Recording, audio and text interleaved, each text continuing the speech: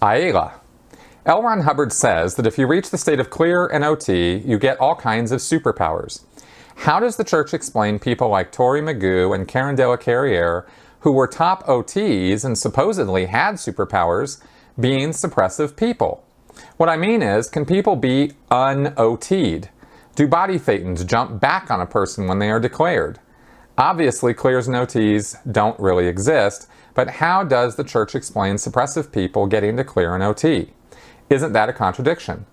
Also, did you ever question why so many OTs were being declared when you were in? Do Scientologists ever see the contradiction? Okay, well, people are not un-OT'd. That's not really how it works. Actually, the real explanation within the Church of Scientology, and what most Scientologists tend to believe, is that the person never really got to OT or clear in the first place because they were out ethics and because they were suppressive people. Hubbard explains it like this. A suppressive person is incapable of making case gain or personal benefit from the auditing that they receive. They pretend. They act like they've gotten gain. But really all they're doing is they're inside, they're deeply afraid of anyone who can make anything better. They don't want people to be helped. So what Hubbard says is that such people, who he also assigns as psychotic or antisocial or criminals, uses all these labels for this. These people come into a Scientology organization, see that it helps, see that it's doing good, and they decide quite consciously that they want to undermine the organization. They want to take it down. And so what they do is they go along and they pretend. And they'll pay for auditing and they'll pay for training, but really what they're there for is to just undermine the whole place and ruin and sabotage any efforts on the part of the church to make the world a better place. Now that it sounds fine until you think about it, like so many of Hubbard's assertions. Like, why would somebody spend hundreds of thousands of dollars, like Tori and like, Karen, going into the Sea organization and dedicating decades of her life to Scientology just to undermine it? I mean, it really doesn't make any sense at all. But Scientologists are desperate to find, have some answer for how somebody could go all the way up the bridge or halfway up the bridge, look like they're trained, look like they're processed, look like they're, hanging out with everybody else and here on the same terms as the rest of us, win or die in the attempt.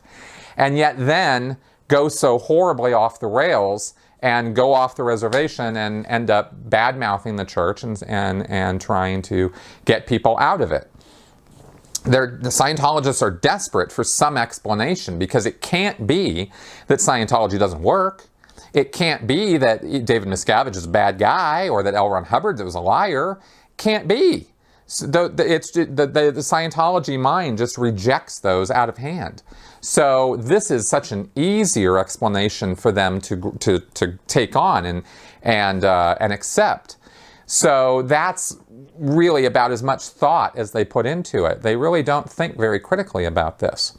As far as the point of how, so many OTs have been declared or so many clears have been declared, well, a long time ago, probably about 15 years ago or so, the Church of Scientology stopped posting the declare orders of people on the bulletin boards. So most Scientologists for the last 2 decades have no idea how many people have been declared, unless they're watching the N Theta internet that they're not supposed to be paying any attention to. If you find the big list of people who have spoken out against Scientology, you'll find thousands of names on that list. But no Scientologist will ever look that up on the internet, or at least they're not supposed to. So they don't know that it's been thousands of clears and OTs who have, taken off and made their way out of Scientology. And the church actively hides that information now. If you want to, unless, I don't know what it's like exactly right this second, but up until the point I left in 2012, and for years, going back to the 90s, there were not a lot of suppressive person declares being posted publicly for Scientologists to see. Every now and again, but nowhere near the amount that I found out later were actually being declared. So that being a hidden figure and a hidden source of information for Scientologists, they're just not aware of it. When they do become aware of it is if it was obviously somebody that they know, and then they have to disconnect from that person. And given how many people have been vacating Scientology, there's probably not too many Scientologists at this point who didn't know someone who was declared, because it's a pretty small world in the world of Scientology.